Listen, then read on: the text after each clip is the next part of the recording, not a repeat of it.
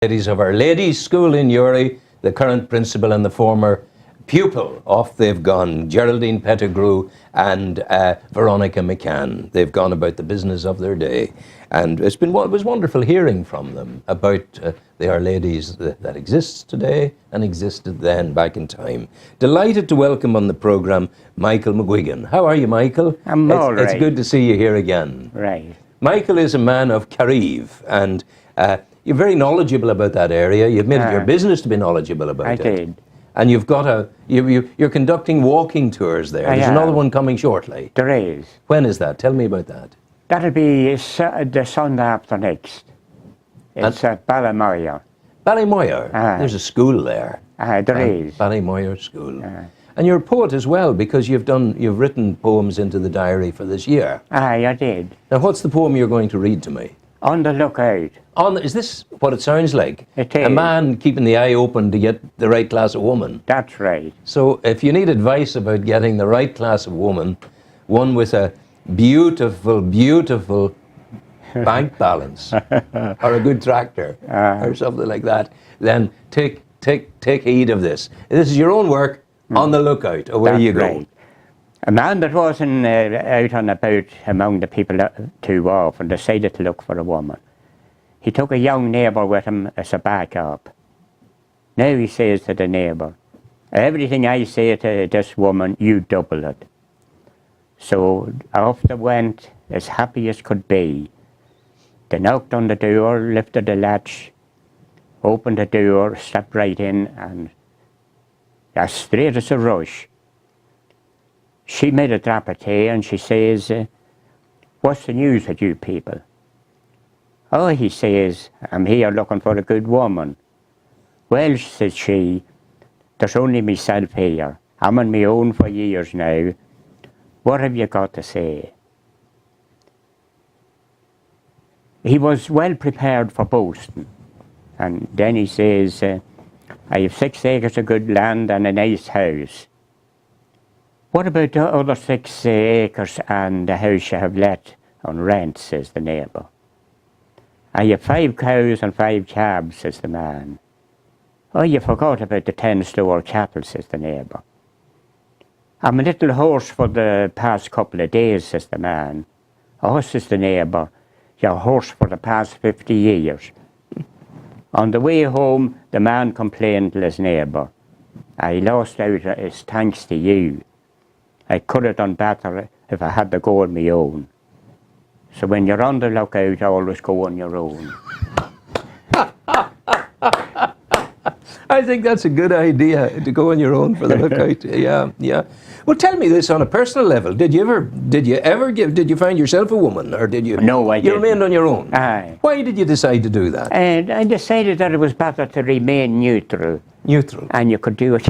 But you do whatever you like. Yeah. It's a bad thing to have someone bossing you all the time. You wouldn't want that. No. But now there's a thing called Cupid with the arrow and the bow. Did you ever fall in love?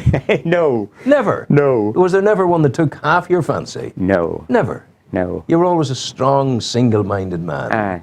Yeah. And nobody independent. Independent, yeah. Well, you would have memories now. You're very mature in life and you know of the country. You'd have memories of taking the water from the well. You'd have memories of oil lamps and things like that, would you? Aye, I have. Talk to me about those days. Were they better days? Well, people was as happy at them times, but you had more to do.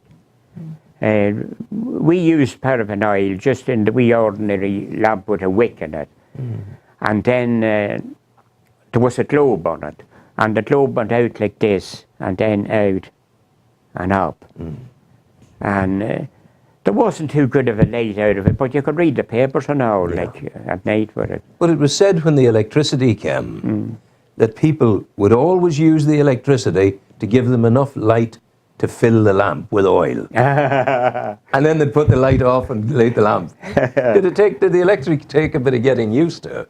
No, it didn't. It was very handy. You only had to put down a switch. Yeah. And when we got it first, that was in 1955. Yeah. It was an awful change. And we got a wireless stand that went on electricity. It was very handy. But then an electric kettle, it was awful handy too.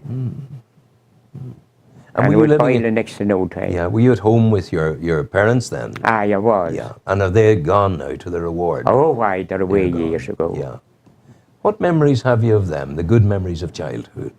Well, my old fella was 87 when he died. That was in 1961. And my mother was 92 and a half when she died. That was in 1991. They were mostly happy, but they'd have an odd row now and again, like all other families. Okay. And you'd hate it, as a young fella, you would have hated that. Aye. You would have said, oh God, don't let them be fighting. And whenever it happened, rarely enough. But it was, they were farmers, yes? Aye, they were. Well, he was a fireman on the boats.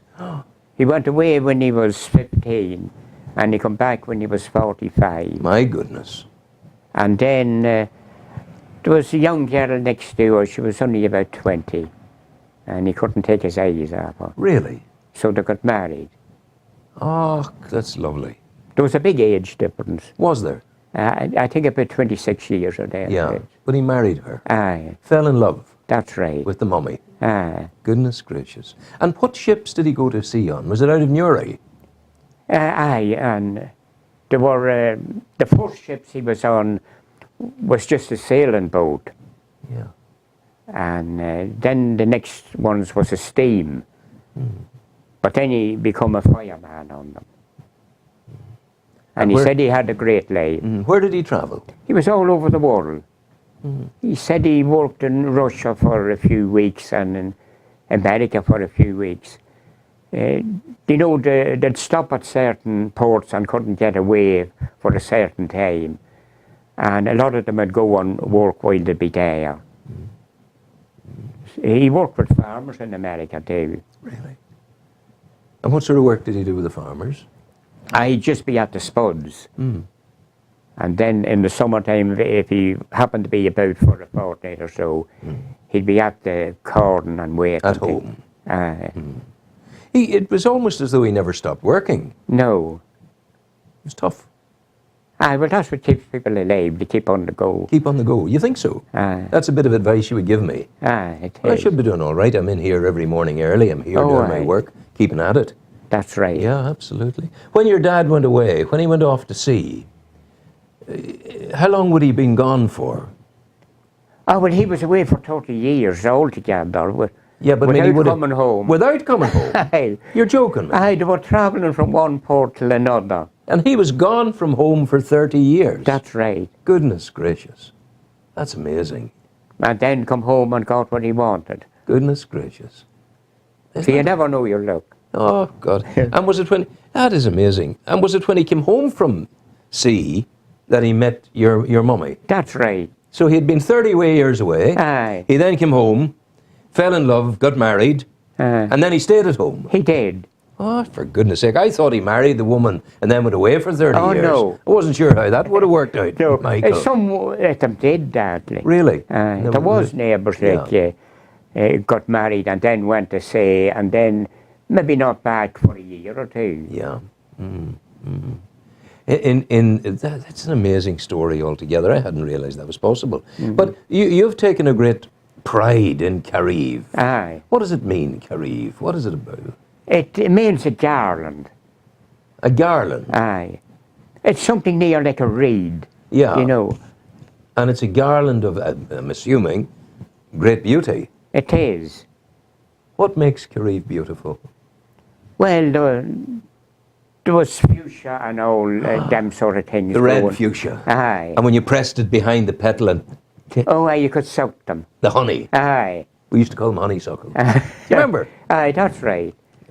Is there as much fuchsia around today? There's not as much, but there used to be an awful lot. Yeah, yeah. The ditches used to be packed. Aye, with it. Yeah. Have you any livestock now yourself? No, I haven't. How do you put your day in? Well, I just walk about and talk to some of the neighbours and that, and try to gather up news, Yeah. wee bits of stories, and put bits and pieces onto them. Yeah. What's the last good story you gathered up? Is there one you could tell me? Oh, what the might. And there was an old neighbour of ours, he was 70 years of age, and he was married to the woman, and she was about 50 at this time, but they had 13 of a family. Yeah. So this particular day, he was walking along the road with the wife, and a young teenage girl come along, and he run after her and shouted and whistled and done a bit of yodeling. Yodeling? And she walked on about her business, past no remarks. And the wife didn't like to say anything to him, and she went to the parish priest, and she says to the parish priest, I'm ashamed of my life.